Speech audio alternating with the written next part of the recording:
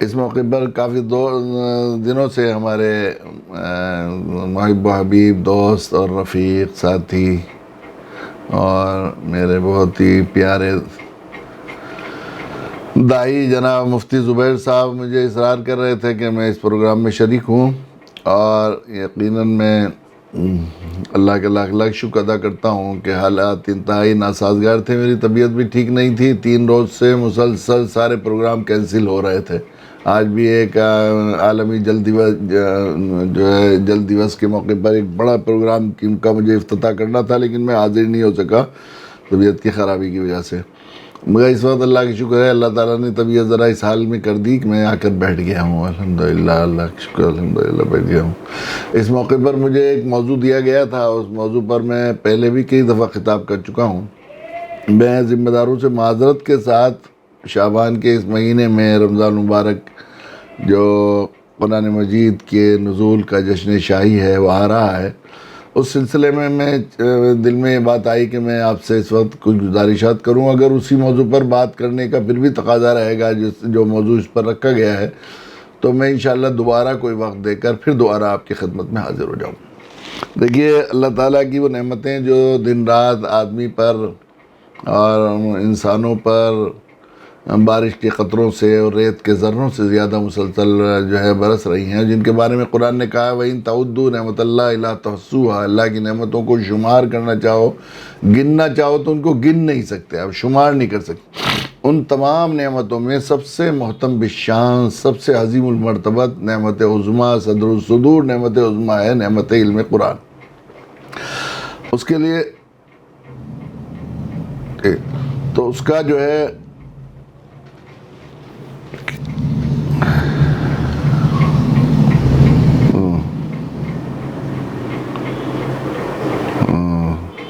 ترجمہ،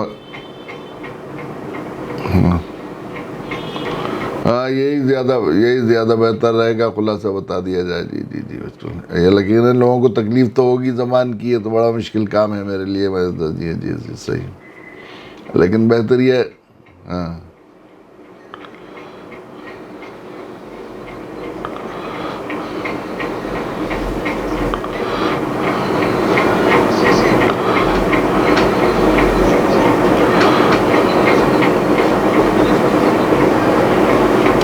انشاءاللہ۔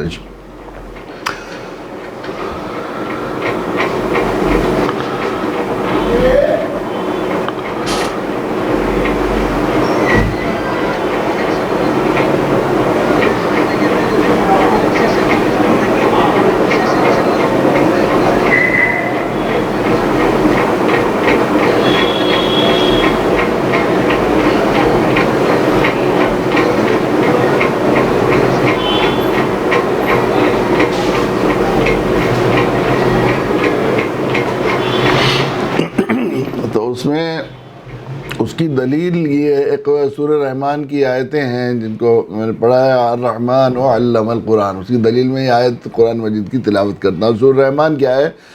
یہ اللہ تعالیٰ قرآن مجید کی ایک اہم ترین سورت ہے، اور اس کے پڑھنے کے بڑے فضائل ہیں۔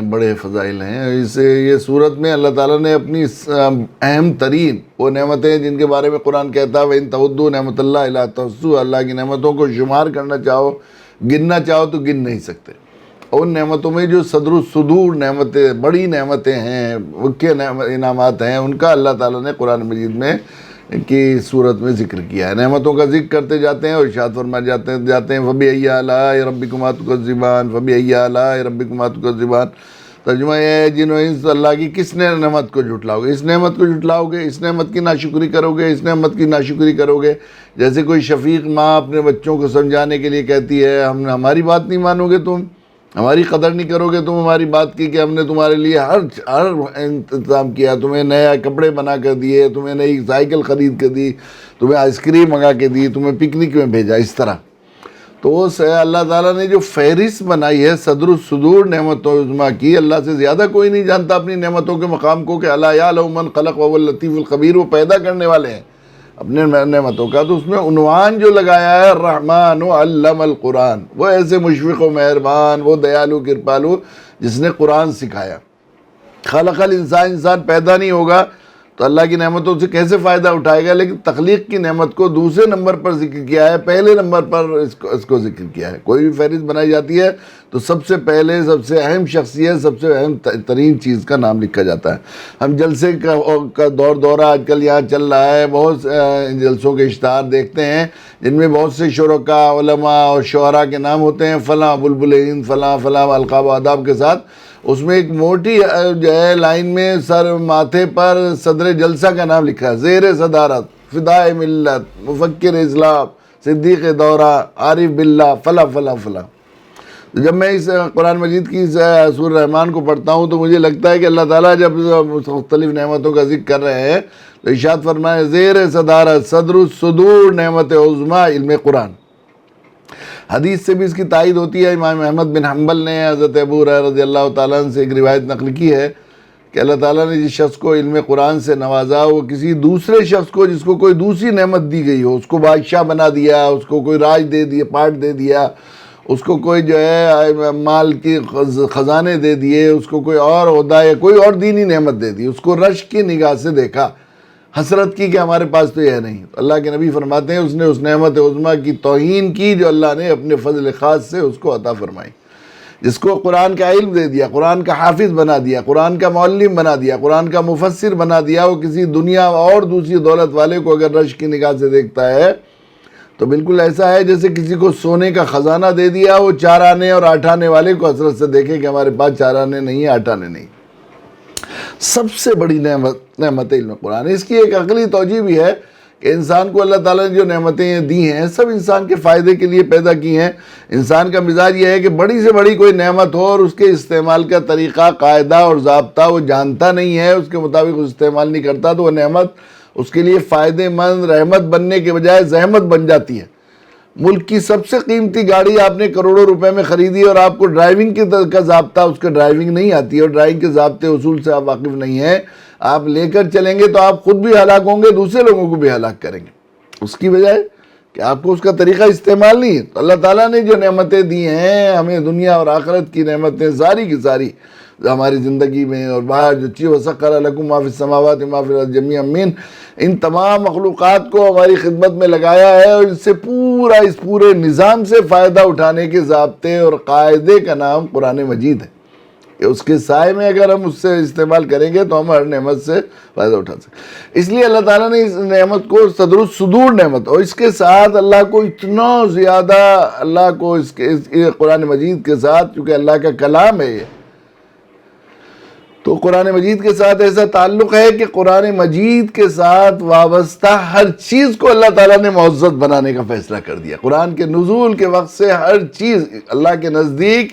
صرف وہی چیز، وہی وقت اللہ کے نزدیک وہ جو ہر چیز وہ جو ہے قیمتی ہے۔ چنانچہ ماہ مبارک یا رمضان مبارک کا مہینہ کی آمد ہو رہی ہے ہم لوگ،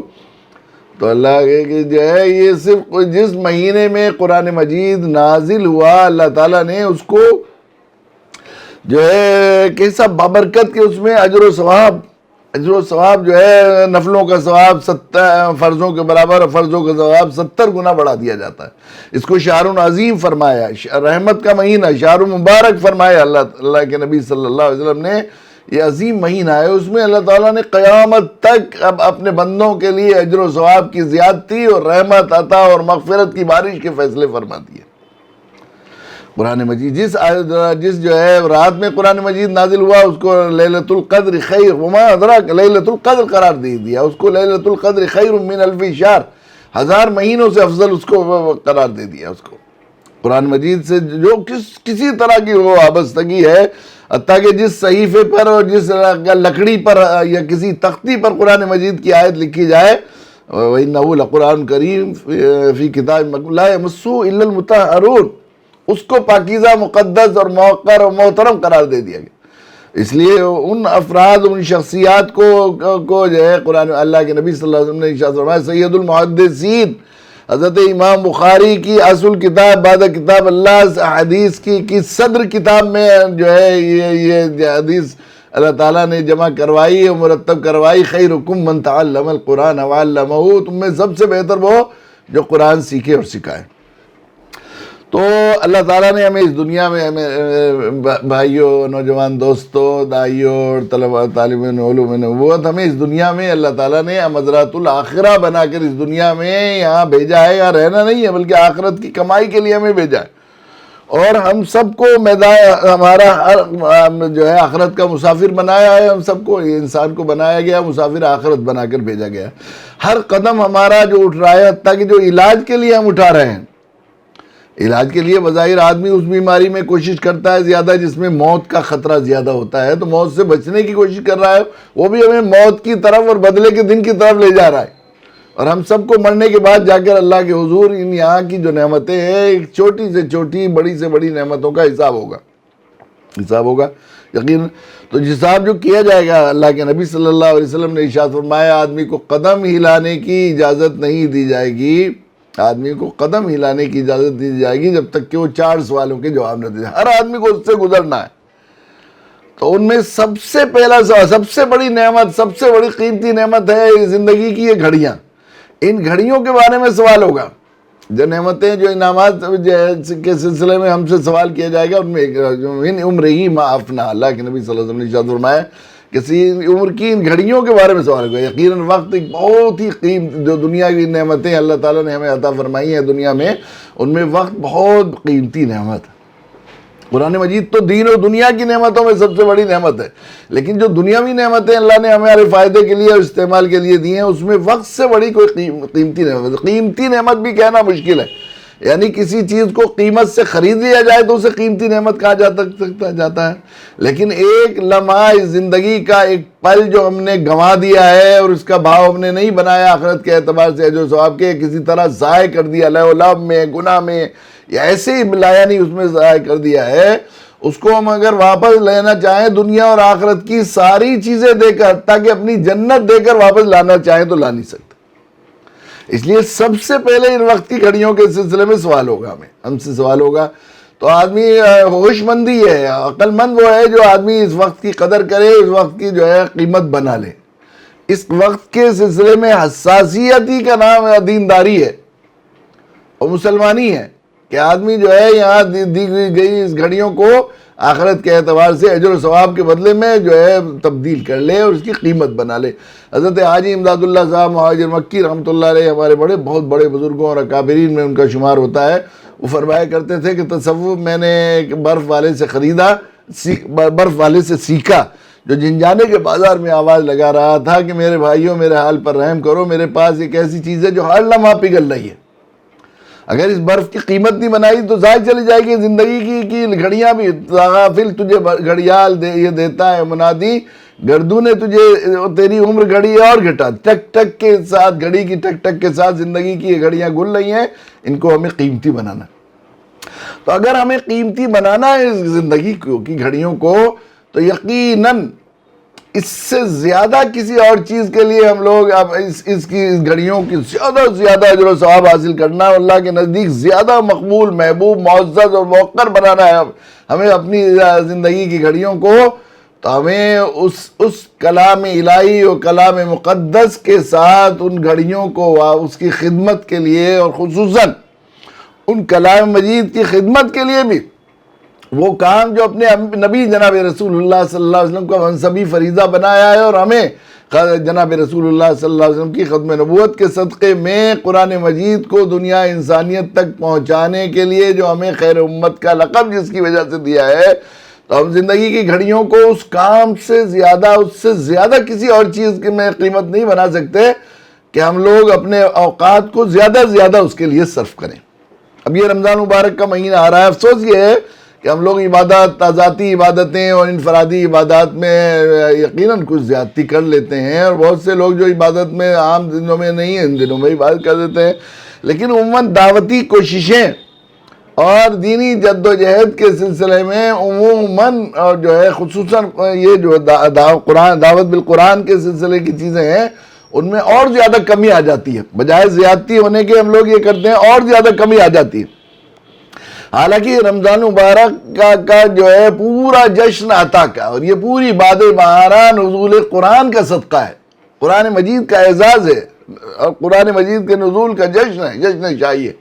تو اس رمضان مبارک کی زیادہ سے زیادہ برکتیں حاصل کرنے کے لیے ہمیں ظاہر ہے کہ قرآن جو ہدی للناس ہے، دعوتی کتاب ہے، دعوت کا نصاب ہے، جو اللہ نے خود ہمارے لیے طے کیا ہے، اس کے ساتھ جس درجہ وابستگی ہماری ہوتی چلی جائے گی اور اس کی خدمت، اور خصوصاً قرآن کو دنیا انسانیت تک دعوت بالقرآن، تعارف قرآن لوگوں تک صحیح تعارف پہنچا کر ہم لوگوں تک پہنچائیں گے،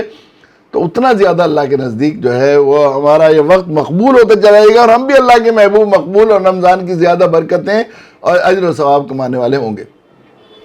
یہ وقت شعبان کا مہینہ، اللہ کے نبی صلی اللہ علیہ وسلم نے فرمایا شعبان میرا مہینہ ہے، اور یہ اللہ کے نبی صلی اللہ علیہ وسلم کی عادت شریفہ تھی، چونکہ رمضان کی کہ گھڑی اتنی قیمتی ہے، اس لیے کوئی گھڑی ضائع نہ جائے اس رحمت کے جشن شاہی کی، اس لیے اللہ کے نبی صلی اللہ علیہ وسلم شعبان سے رمضان کی ریہرسل شروع کر دیتے تھے، چنانچہ وحی الہی کے ساتھ کو مناسبت پیدا کرنے کے لیے خلوع معدہ کی اور باطن کی ضلع اور صفائی اور تزکیے کی زیادہ ضرورت ہوتی ہے، اس لیے اللہ کے نبی صلی اللہ علیہ وسلم شعبان میں، حضرت عائشہ رضی اللہ تعالیٰ عنہ روایت کرتی ہیں کہ جتنے روزے آپ شعبان میں رکھتے تھے کسی مہینے میں نہیں رکھتے تھے، میں خیال کرتی کہ پورے مہینے ایک دن بھی افطار نہیں کریں گے علاوہ ان دنوں کے جو رمضان اور شعبان سے فصل کرنے کے لیے آخر میں افطار فرما لیتے تھے۔ شعبان سے ریہرسل کرتے تھے کہ رمضان کا کوئی وقت ضائع نہ چلے جائے، اس کے لیے پلان بناتے تھے، تو ہمیں بھی ضرورت ہے اس وقت اس کا پلان بنایا جائے کہ ہم لوگ قرآن کو دنیا انسانیت تک کیسے صحیح تعارف کے ساتھ پہنچائے۔ بڑا المیہ قرآن مجید کے ساتھ یہ ہوا ہے، ہم نے جو ظلم کیا ہے قرآن مجید کے ساتھ، جو ناانصافی کی ہے وہ یہ کی ہے کہ قرآن مجید کا ہمیں بھی اسی طرح تعارف ہے، اور ہم نے دنیا انسانی، مسلمان بھی یہی سمجھتے ہیں اور غیر مسلم بھی یہی سمجھتے ہیں کہ قرآن مجید مسلمانوں کا دھارمک گرنتھ ہے، حالانکہ قرآن مجید میں ایک لفظ اللہ کے نبی صلی اللہ علیہ وسلم کے کسی فرمان سے یہ بات ثابت نہیں ہوتی ہے کہ قرآن مجید مسلمانوں کا دھارمک گرنتھ ہے۔ تبارک الذی نزل الفرقان علی عبدہ لیکون للعالمین نذیرا، تمام عالموں کے لیے، ہدی للناس قرآن نے کہا ہے، کہیں یہ بات نہیں کہی ہے کہ صرف مسلمانوں کا دھارمک گرنتھ ہے، لیکن عام طور پر مسلمان بھی یہ سمجھتے ہیں کہ ہمارا مذہبی کتاب ہے، اور غیر مسلموں کے ہاں تو اس کا تصور ہی نہیں ہے کہ وہ یہ سمجھے کہ کسی اور دوسرے کا بھی ہے۔ قرآن مجید کے ساتھ یہ کتنی، حالانکہ قرآن مجید کے صحیح تعارف کرا کر، صحیح تعارف کے ساتھ پورے ختم نبوت کے بعد دنیا انسانیت تک قرآن مجید اور قرآن مجید کا دین، بلغ ما انزل الیک من ربک، نبی کی نیابت میں ہمیں نبی کا وہ منصبی فریضے کی نیابت بھی سونپی گئی ہے کہ ہم بلغ ما انزل الیک من ربک کا، وَإِن لَمْ تَفْعَلْ فَمَا بَلَّغْتَ رِسَالَتَهُ، اگر آپ نے اس ذمہ داری کو ادا نہیں کیا تو آپ اپنی رسالت کا حق رسالت، شان رسالت کا بھی حق ادا نہیں کر پائیں گے۔ یہ ہماری ذمہ داری تھی کہ قرآن کے صحیح تعارف اور صحیح انٹروڈکشن کے ساتھ ہم دنیا انسانیت تک ان کی زبانوں میں، شاہ عبدالعزیز صاحب سراج الہند ہیں، انہوں نے لکھا ہے کہ دنیا کی تمام قوموں کی زبانوں میں ان کے عقائد اور ان کے جو ہے عقل کی سطح کے مطابق قرآن مجید کی ترجمہ اور آسان تفسیریں کر کے ان تک پہنچانا امت کے ذمہ فرض کفایہ، یہ ہمارے ذمہ فرض کفایہ، اسی کے لیے ہمیں خیر امت کا لقب دیا گیا تھا، لیکن دنیا میں یہی سمجھا جاتا ہے کہ مسلمانوں کا دھارمک گرنتھ ہے، اور افسوس یہ ہے کہ ہم نے اپنے دعوتی ذمہ داری کو ادا نہیں کیا، اور کچھ اس طرح جو ہے وہ تعارف ہمارا بجائے اسلام کے سلسلے میں اسلام کی طرف پرکشش ہونے کے بجائے ہم لوگ اسلام کے خزانے پر ایک پردہ اور حجاب بنے ہوئے ہیں۔ وہ لوگ عام طور پر لوگوں کے ذہنوں میں یہ بات ہے کہ مسلمان دہشت گرد ہیں، مسلمان گندے ہیں اور جاہل ہیں، جس قوم کے ساتھ انہیں بالکل مناسبت نہیں ان کے مذہبی گرنتھ کے ساتھ انہیں پڑھنے کی یا اس کو اپنا کتاب سمجھنے کا تو تصور بھی نہیں ہو سکتا۔ قرآن مجید کے ساتھ یہ کتنا غلط تعارف ہے کہ اس کے بارے میں یہ کہنا کہ یہ مسلمانوں کا دھارمک گرنتھ ہے۔ قرآن مجید میں 6666 آیات ہیں جو سب سے زیادہ گنی ہوئی آیات ہیں، ان میں 553 آیات ایسی ہیں جن میں قرآن ان لوگوں سے ایڈریس کرتا ہے، ان سے خطاب کرتا ہے جو اپنے آپ کو مسلمان کہتے ہیں، ان کے لیے خطاب ہے، اور 470 آیات 470 آیات ایسی ہیں جن میں قرآن کامن خطاب کرتا ہے، یعنی اس میں خطاب مخاطب مسلمان بھی ہیں اور غیر مسلم بھی ہیں، اور باقی جو ہے 5000 کچھ آیت بہتی ہیں، 344 یا 443 آیات جو ہیں وہ ایسی ہیں جن میں قرآن صرف ان کے لیے اور ان سے خطاب کرتا ہے جو اپنے آپ کو غیر ایمان والے کہتے ہیں۔ تو جس کتاب کا 80% سے حصہ زیادہ مور دین 80% ان لوگوں کے لیے خطاب کرتا ہو جو اپنے آپ کو مسلمان نہیں کہتے، غیر مسلموں کے لیے خطاب ہو، تو اس قرآن کے بارے میں یہ تصور کرنا اور یہ خیال کرنا کہ وہ مسلمانوں کا دھارمک گرنتھ ہے، کتنی غلط۔ اس لیے سب سے پہلی ذمہ داری ہماری ہے اس مرتبہ رمضان مبارک میں۔ دیکھیے اللہ کے شکر ہے، اللہ کے نبی صلی اللہ علیہ وسلم کی ذات ہمارے لیے آئیڈیل ہے، قرآن کے ساتھ ہمارا کیا تعلق ہونا چاہیے، قرآن پڑھانے کا۔ قرآن کو اللہ کے نبی صلی اللہ علیہ وسلم کو معلم بنا گیا، انما بعثت معلما والذی بعث فی الامیین رسولا منہم یتلو علیہم آیاتہ ویزکیہم ویعلمہم۔ آپ کے بعثت کے مقاصد جو ہے وہ یہی تھے، قرآن مجید کے علوم کی تکمیل پوری دنیا انسانیت۔ تو اللہ کے نبی صلی اللہ علیہ وسلم کی عادت شریفہ تھی، اور آپ جو ہے اب قرآن کو، قرآنی دین کو لوگوں تک پہنچانے کے لیے مواقع بناتے بھی تھے، مواقع تلاش کر کے ان سے فائدہ بھی اٹھاتے تھے۔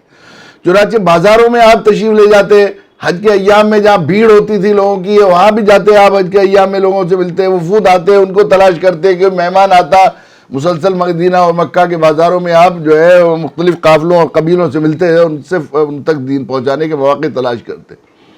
اس کے علاوہ مواقع بناتے تھے، کوئی صفا کی چوٹی پر چڑھ کر وہاں سبا کی آواز لگاتے تھے، لوگ متوجہ ہو جائیں۔ کبھی دعوتیں کرتے تھے، پوری بسیں عزیز و اقارب وانزل عشیرتک الاقربین کا حکم ہوا تو آپ نے حضرت علی کرم اللہ سے دعوت کا وقت کیا کہ دعوت میں بیٹھ کر یکسوئی سے بات کی جا سکتی ہے، اس لیے مواقع تلاش بھی کرتے تھے، مواقعوں سے فائدہ بھی اٹھا۔ خوش قسمتی کی بات یہ ہے کہ اوقات ایسے آ جاتے ہیں کہ اس وقت پوری دنیا انسانیت کچھ حادثات، کچھ واقعات جن کو ہم بہت ہی ناپسند کرتے ہیں، ایسا قرآن نے خود کہا ایسا ان تکرہوا شیئا فہو خیر لکم، تو وہ مواقع ایسے ہوتے ہیں کہ اگر ان سے ہم اپنا دعوتی فائدہ اٹھا لیں، اس مواقع کو اس سے فائدہ اٹھا لیں تو کتنے لوگوں کی ہدایت کا اور کتنے فتنوں کے ازالے کا ذریعہ بن جاتا ہے۔ گزشتہ دنوں ربیع الاول میں فرانس میں اللہ کے نبی صلی اللہ علیہ وسلم کے اعانت آمیز کارٹون کا واقعہ پیش آیا تو پوری دنیا سیرت پاک کی طرف متوجہ تھی۔ اللہ کی شکر ہے ہمارے یہاں ہمارے ملک میں بھی اور بہت سے دنیا کے تنظیموں، اداروں، انجوز نے الحمدللہ اس سے موقع سے فائدہ اٹھا کر جو ہے ماہ رحمت کا ایک خاکہ بنایا، ہمارے ساتھیوں نے بنایا 4 ہفتوں میں تقسیم کر کے۔ اللہ کے نبی صلی اللہ علیہ وسلم کی تعلیمات، آپ کی سیرت کو لوگوں تک پہنچانے کے لیے اس موقع سے سب لوگ متوجہ تھے، پوری دنیا کی میڈیا کی نگاہیں اور قوام اور دانشوروں کی نگاہیں اور ہر ایک کی نگاہیں اس کی طرف ہو گئی تھی اس واقعے کی وجہ سے، تو اس موقع سے فائدہ اٹھایا اور اللہ کا شکر ہے کتنے لوگوں نے سیرت کو سمجھا اور پڑھا، اور بڑی تعداد اللہ کا شکر ہے کہ اللہ کے نبی صلی اللہ علیہ وسلم کے دین کے سائے میں آ گئی، سائے رحمت میں آئی۔ خود فرانس میں ہمارے بعض دوستوں نے یہ بات بتائی کہ پچھلے 5 سال میں کل ملا کر فرانس میں اتنے لوگ ایمان میں نہیں آئے جتنے صرف ایک ربیع الاول کے مہینے میں جو آئے، اس لیے کہ اب دنیا مسلمانوں ذرا متوجہ ہوئے اور اس کی طرف جو ہے اس میں اللہ کی شکر ہے لوگوں نے سیرت کو پڑھا اور سیرت کی کتابوں کے ایڈیشن چھپے اور لوگ جو ہے اس میں تجسس پیدا ہوا۔ آج بھی اتفاق سے کچھ واقعات اس زمانے میں شعبان کے قریب ہے ہمارے ملک میں، وہ 26 آیتوں کے نکالنے کے سلسلے میں ایک کم عقل اور ایک جو ہے وہ ناعاقبت اندیش اور ایک بدقسمت آدمی نے سپریم کورٹ میں ہمارے یہاں کی درخواست دی ہے، اور اس طرح اور دنیا کے بعض ملکوں میں بھی قرآن کے خلاف اس طرح کی چیزیں ہوئی ہیں کہ عام طور پر دنیا کے سوشل میڈیا اور دوسرے طور سے قرآن کی طرف متوجہ۔ یوں بھی لوگوں کو معلوم ہے کہ رمضان مبارک قرآن مجید کا جشن شاہی ہے، قرآن زیادہ پڑھا بھی جاتا ہے، قرآن کی طرف لوگ کسی نہ کسی درجے میں متوجہ بھی ہوتے ہیں، تو ہم لوگ اس سے ایک فائدہ اٹھائیں۔ میری درخواست ہے کہ ہم لوگ جو ہے دیکھیے قرآن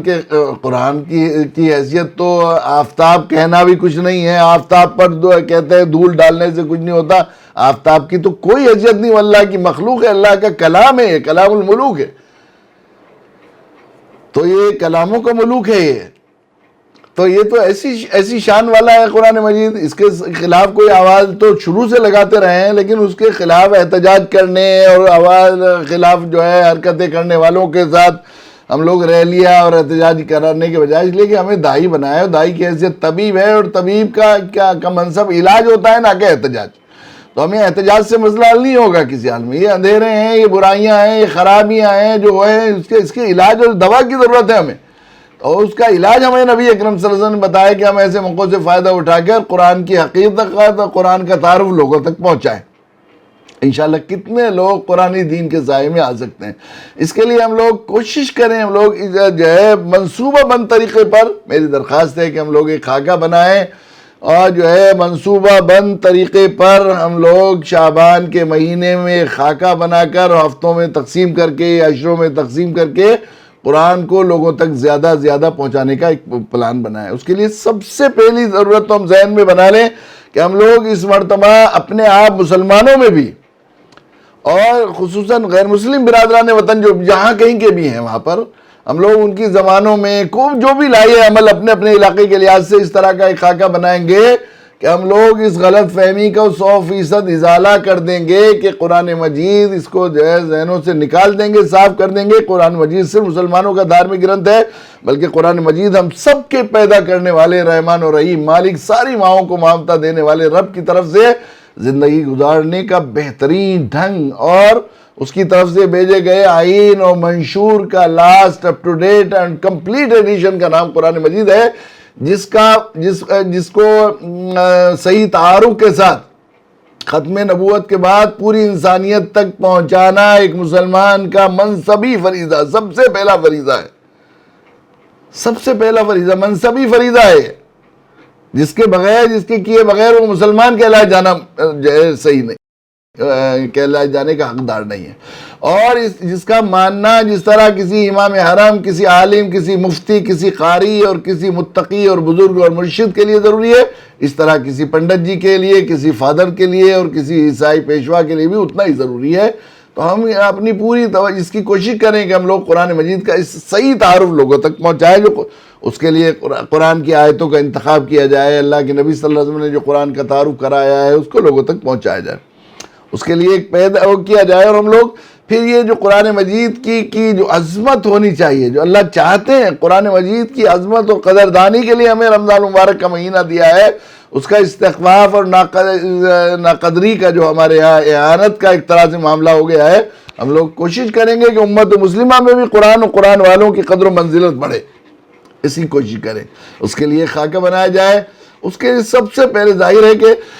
سب سے پہلے ہمیں اسلام کا اصول یہ ہے کہ الاقرب فالاقرب، سب سے پہلے اپنا یا ایھا الذین آمنوا قوا انفسکم واہلیکم نارا، قرآن کا ضابطہ ہے. پہلے اپنے آپ کو دوزخ کی آگ سے بچاؤ، پھر اپنے اہل و عیال کو دوزخ کی آگ سے بچاؤ. جتنا قریبی رشتہ پہلے اپنی جان کا حق ہے، پھر اس کے بعد. تو ہم لوگ دوسروں کے دلوں میں قرآن مجید کی عظمت اور قرآن مجید کی وقت اور قدر و منزلت اس وقت تک پیدا نہیں کر سکتے جب تک کہ ہم اور ہمارے گھر والوں کے دلوں میں قرآن کی عظمت و قدر پیدا نہ ہو. اس کے لیے گھر میں میری درخواست ہے ہم لوگ ایک خاکہ بنائیں کہ کم سے کم شعبان کے مہینے میں وقتاً فوقتاً ہر ہفتے میں ایک مشورے کی میٹنگ ہو. اس میں ہم لوگ قرآن کی عظمت کو یہاں سے شروع کریں. سب سے پہلے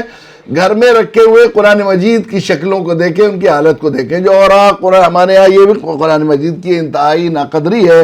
اور ایک طرح سے توہین ہے کہ ہمارے گھروں میں جو ہے سب سے گندی حالت میں اور سب سے زیادہ گرد آلود جو چیزیں دکھائی دیتی ہیں ان میں قرآن کے اوراق اور قرآن کے صحف سب سے زیادہ جو ہے گرد آلود ہوتے ہیں. عموماً عام طور پر خوش قسمت کچھ لوگ ہیں جو واقعی قدردانی کرنے والے ہیں، لیکن ہم لوگ اندر گھروں میں جاتے ہیں تو ہم دیکھتے ہیں خصوصاً وہ پھٹے پرانے اوراق وہ کہیں پیروں میں پڑتے ہیں، کہیں کچھ کرتے ہیں. جو قرآن مجید استعمال کے لائق اور پڑھنے اور تلاوت کے لائق نہیں ہیں ان کو ہم لوگ بہت عظمت اور احترام کے ساتھ کسی محفوظ جگہ دفن کریں اور یہ بے حرمتی ختم ہو. اور جو قرآن مجید ہیں ہمارے پاس رکھے ہوئے ان کے جو ہے قرآن پوش جو ہیں اور جزدان کو جو ہے ہم لوگ خوبصورت اور صاف ستھرے جزدان بھی بنائیں. اور ابھی رمضان مبارک سے پہلے اس کا خاکہ بنائیں کہ بہترین ریک اور خوبصورت ایسی الماریاں رکھی ہوئی ہوں کہ باہر کے آنے والا آدمی پہلی نظر میں سمجھ لے کہ اس گھر میں سب سے زیادہ محترم اور کوئی چیز ہے تو وہ ہے جو قرآن جو اللہ نے سب سے محترم بنایا. یہاں سے بات شروع کریں. ظاہری چیزوں سے جو ہے جسم میں روح پڑتی ہے، دل میں وہ بات بیٹھتی ہے. جب ہم اس کی کوشش کریں. پھر اس کے بعد یہ ہے کہ گھر میں قرآن مجید اگر پڑھے ہوئے نہیں ہے صورتحال یہ اللہ کرے بنگلہ دیش میں ایسی صورتحال نہ ہو، ہمارے یہاں ہندوستان میں تو صورتحال یہ ہے قرآن مجید کی کہ پڑھنے کے ساتھ الفاظ کے ساتھ ہمارا یہ معاملہ ہے قرآن مجید کا کہ یہاں پر جو ہے ہم نے ایک مرتبہ سروے کرایا تھا. مظفر نگر اور سہارنپور ہندوستان میں وہ اضلاع ہے جہاں پر سب سے زیادہ مدرسے ہیں پوری دنیا میں. سب سے زیادہ مدرسے مظفر نگر اور سہارنپور میں ہیں. دارالعلوم دیوبند، دارالعلوم سہارنپور اور مفتاح العلوم جلال آباد، اشرف العلوم رشیدی اور سارے بڑے بڑے ادارے یہاں پر موجود ہیں۔ تو یہاں پر 4.5%، 4.5% بالغ مرد عورت قرآن مجید ناظرہ پڑھے ہوئے الٹے سیدھے، تجوید کے ساتھ نہیں، حالانکہ تجوید کے ساتھ قرآن مجید کا پڑھنا واجب ہے۔ تو 95% لوگ پڑھے ہوئے نہیں، تو اپنے گھر میں اس کا محاسبہ کریں اور اس کا وہ کریں کہ کتنے لوگ ناظرہ قرآن مجید پڑھے ہوئے ہیں، کتنے لوگ نہیں پڑھے ہوئے ہیں۔ تو ابھی رمضان مبارک سے پہلے ہی سے قرآن مجید کو پڑھنے کا پروگرام بنا ہے۔ پھر قرآن مجید میں اللہ ہم سے کیا چاہتے ہیں، قرآن مجید کا صحیح تعارف ہمیں جبھی ہوگا۔ لوگ ایک ترجمہ قرآن پاک کا 200 گھنٹے کا نصاب بنایا ہوا ہے، وہ یقیناً میں سمجھتا ہوں مفتی زبیر صاحب نے اپنے آپ ہی شروع کیا ہوگا۔ ہمارے یہاں ہزاروں اللہ کو شکر ہے مرکز چل رہے ہیں، 200 گھنٹے کوئی نیا آدمی دے دیتا ہے اردو جاننے والا، تو قرآن مجید کا ترجمہ دوسرے کو پڑھانے لگتا ہے، اس لیے کہ قرآن والا قد یسرنا القرآن للذکر فہل من مدکر۔ قرآن نے کہا ہے تذکیر کے لیے میرے اللہ کیا چاہتے ہیں، کیا میرے اللہ کو پسند ہے، مجھ سے کیا کیسی زندگی چاہتے ہیں اور کس چیز سے روکنا چاہتے ہیں، یہ سمجھنے کے لیے تذکیر کے لیے قرآن مجید انتہائی آسان کیا گیا۔ پھر گھر میں اس کی کوشش کی جائے کہ گھر میں کوئی عالم اگر ہے تو بہت اچھا ہے، اگر نہیں ہے تو کسی باہری سے عالم کا انتظام کیا جائے کہ وہ قرآن مجید میں درس قرآن کا گھر میں سلسلہ بھی ہم رمضان مبارک میں شروع کریں۔ رمضان مبارک میں درس قرآن کا سلسلہ شروع کیا جائے۔ رمضان مبارک میں درس قرآن جو ہے، اگر ایسا ممکن نہیں ہے تو کوئی تفسیر معارف القرآن اپنی زبان میں، یا کوئی اور جو تفسیر آپ کے یہاں علاقے میں معتبر عالم کی ملتی ہو، یا حضرت مفتی تقی عثمانی صاحب کی آسان تفسیر بالکل ہے، آخری درجے کی بات ہے کہ ہم لوگ کم سے کم اسی کو گھر میں پڑھیں، اور اس میں پوری جو ہے گھر کے لوگوں کو اس میں پہلے سے مشورے میں آمادہ کریں اور سب کو اس میں شریک کریں، یہ کوشش کریں۔ پھر اپنے گھر میں ہم لوگ یہ کوشش کریں، اس کا بھی ایک خاکہ بنائیں کہ اب تعارف قرآن دنیا انسانیت تک ہمیں پہنچانا ہے، اس کے لیے ہم اپنے گھر کی آمدنی کے ہی لوگ کمانے والے ہوں تو اپنی کمائی سے ایک حصہ دعوت بالقرآن کے لیے اور دنیا انسانیت تک قرآن پہنچانے کے لیے، خصوصاً رمضان مبارک میں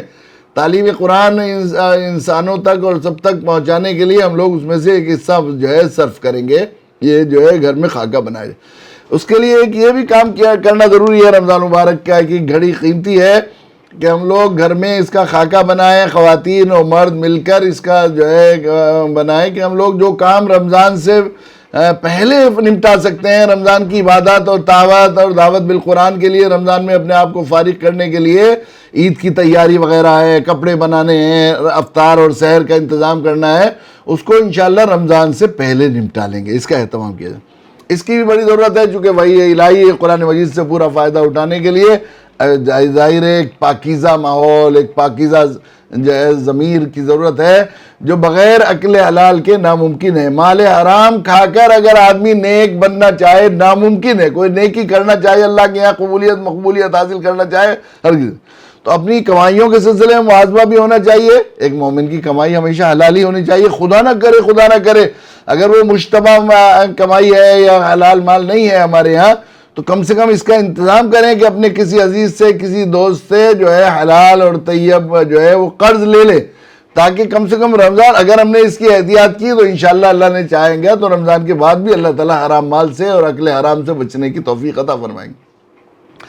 اس کی بھی کوشش کی جائے، اس کی کہ جو ہے ہم لوگ اپنے گھر میں خصوصاً خواتین کو یہ بڑی ہے، دیکھیے جس طرح ایسے خاص موقع پر اللہ کی رحمتیں برستی ہیں اور اجر و ثواب بڑھ جاتا ہے، وہیں پر گناہوں کی وجہ سے اور اللہ کی نافرمانی کی وجہ سے اللہ کے غضب کا بھی کے نازل ہونے کے بھی زیادہ جو ہے امکانات ہوتے ہیں۔ اس لیے نافرمانیوں اور گناہوں سے بچنے کا اور حرام کاموں سے بچنے کا ہمیں بہت اہتمام ہونا چاہیے۔ خصوصاً بہنوں سے میری درخواست ہے کہ یہ رمضان مبارک کا یہ مہینہ ان کا رمضان کی تیاری اور عید کے کپڑے اور اس میں لگ جاتا ہے، خصوصاً عشرہ اخیرہ کی وہ خاص گھڑیاں جن میں شب قدر کی راتیں بھی آتی ہیں، اس میں جو ہے وہ گزر جاتی ہیں، تو اس کی کوشش کریں کہ وہی وہ جو ہے ہرگز جو ہے وہ بے پردہ وہ جو ہے وہ خواتین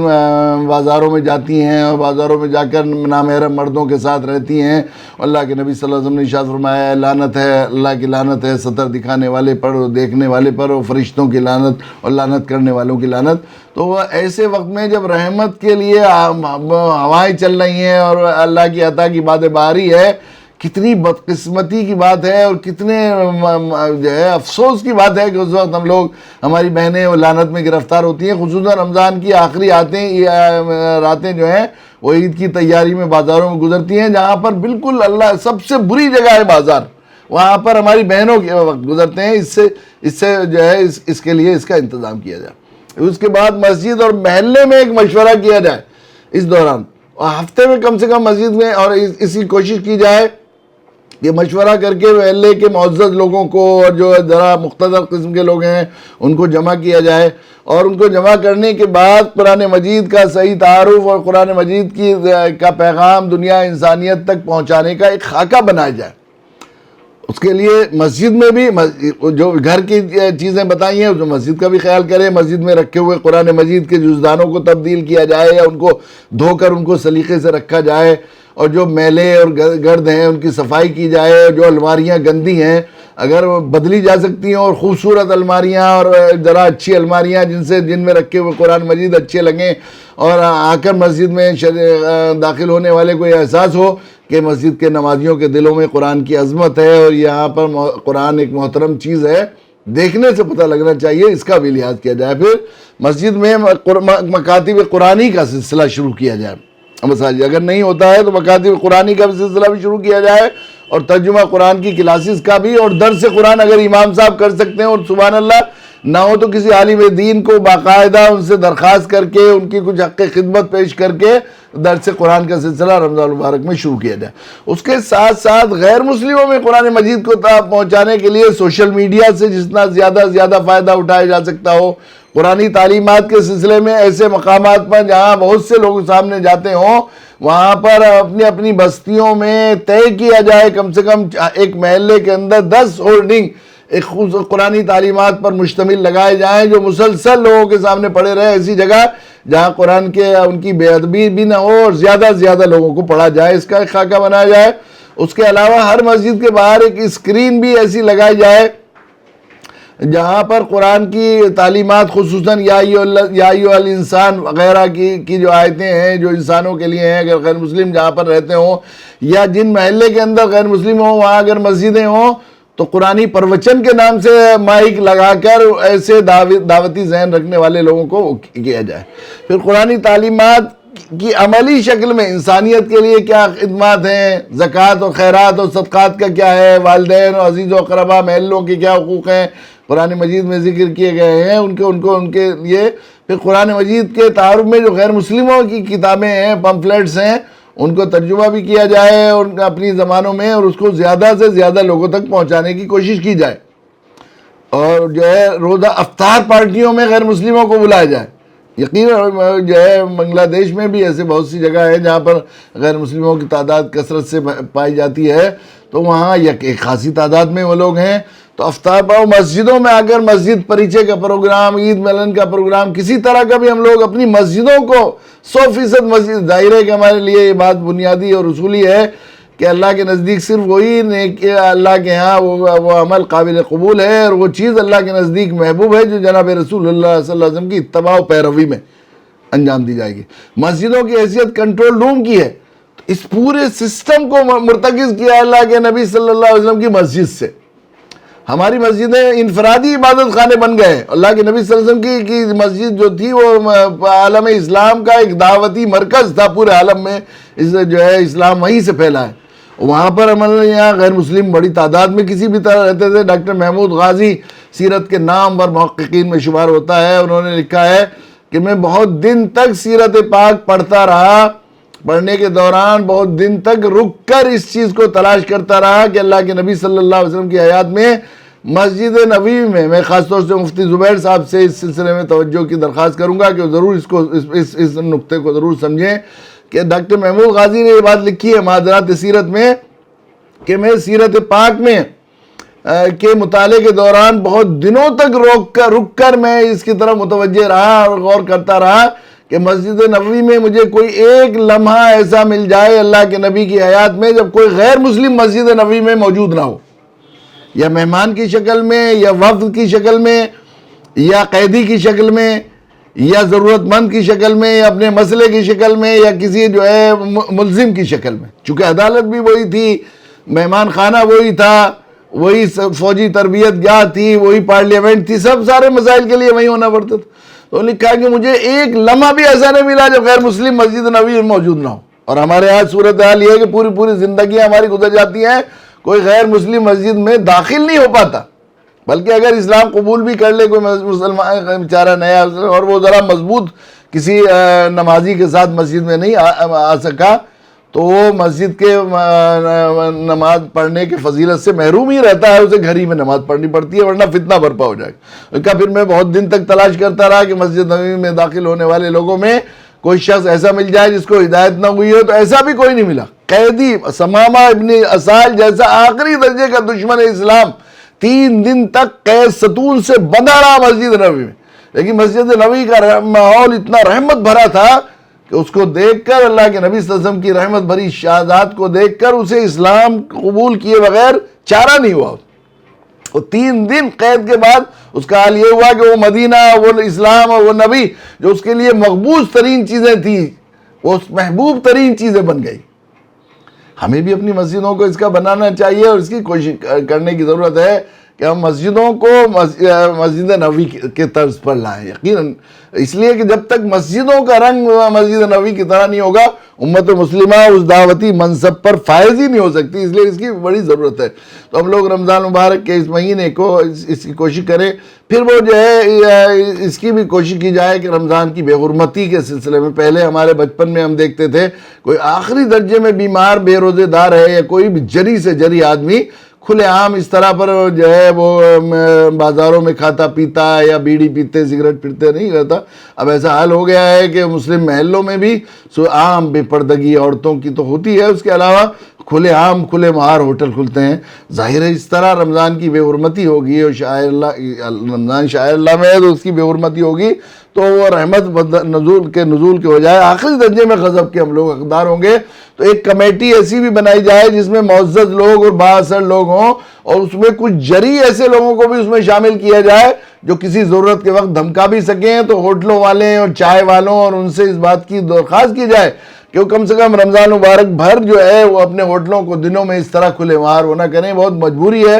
اور کسی ایسی جگہ ہے جہاں غیر مسلم بھی موجود ہیں اور وہ کوئی مریض بھی ہیں، ان کی ضرورت ہوتی ہے، بچوں کی ضرورت کی چیزیں ملتی ہیں، تو پردے ڈال کر چپکے سے اس کا انتظام کیا جائے تاکہ معلوم ہو کہ رمضان مبارک کی حرمت ہو رہی۔ پھر قرآن مجید پڑھنے کے سلسلے میں بھی ہمارے یہاں جو بے احتیاطی ہوتی ہے، جس طرح قرآن کی تلاوت کے سلسلے میں ہم لوگ گھروں میں بھی ایک خاکہ بنائیں، گھر والے ایک مشورہ کریں بھئی کتنا قرآن مجید روزانہ پڑھا جائے گا، اس کی تلاوت کا ایک خاکہ، ایک نصاب، ایک ہدف طے کر لیا جاتا ہے، تو آدمی اس پر عمل کرتا ہے۔ تو اس کی بھی کوشش کریں کہ تلاوت کی کثرت کی جائے، اور قرآن مجید جو تراویح میں یا جو ہے قیام اللیل میں پڑھا جائے، وہ اس کے زیادہ پڑھنے پر زیادہ زور نہ دیا جائے، بلکہ اچھا پڑھنے پر زور دیا جائے۔ وہ اس طرح پر جو عربی لہجے میں پڑھا جائے اور ٹھہر کر پڑھا جائے، اس طرح نہ ہو کہ ان کے الفاظ کٹ رہے ہوں، قرآن کی بے حرمتی ہو رہی ہو، ایسے نہ ہو، اس کی کوشش کریں۔ اور پھر سوشل میڈیا کے واسطے سے جو لوگ آئی ٹی کے لوگ ہیں، وہ لوگ دنیا کے سامنے وہ جو ہے قرآن مجید کے، ہمارے یہاں ایک لکشمی شنکر آچاریہ کی ایک بہت اچھی کتاب ہے، قرآن جیون گزارنے کی ایک کلا، قرآن جیون گزارنے کی ایک کلا ہے۔ اگر وہ ہندی میں اویلیبل ہے، یہاں سے مل سکتی ہے، اس کا بنگالی میں اگر ترجمہ کر کے غیر مسلموں کو دیا جائے تو انشاءاللہ وہ بہت مفید کتاب ہے۔ اس طرح اور بھی لوگوں نے، غیر مسلموں نے بھی قرآن مجید کے سلسلے میں وہ کیا ہے، انگریزی اور ہندی کی کتابیں لوگوں تک پہنچانے کی کوشش کی جائے۔ اس طرح لوگ اگر اس رمضان مبارک کو ایک باقاعدہ منصوبہ بند طریقے پر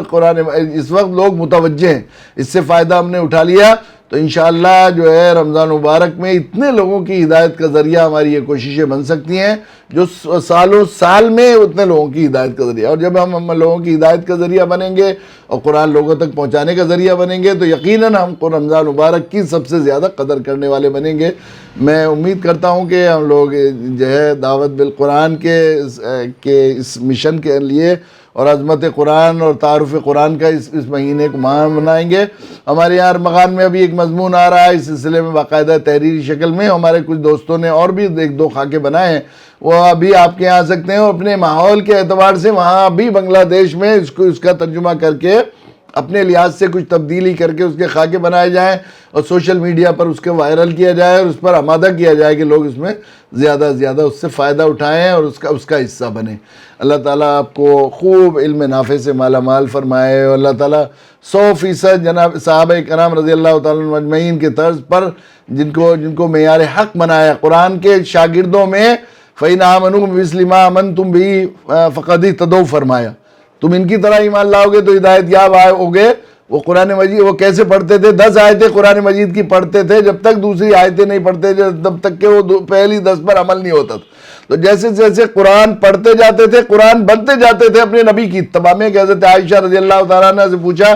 کہ اللہ کے نبی صلی اللہ علیہ وسلم کی سیرت و اخلاق کے بارے میں بتائیے، تو آپ نے فرمایا کیا تم قرآن نہیں پڑھتے؟ کان خلقہ القرآن۔ تو قرآن جب بنے گا جب ہدی للناس بنے گا آدمی،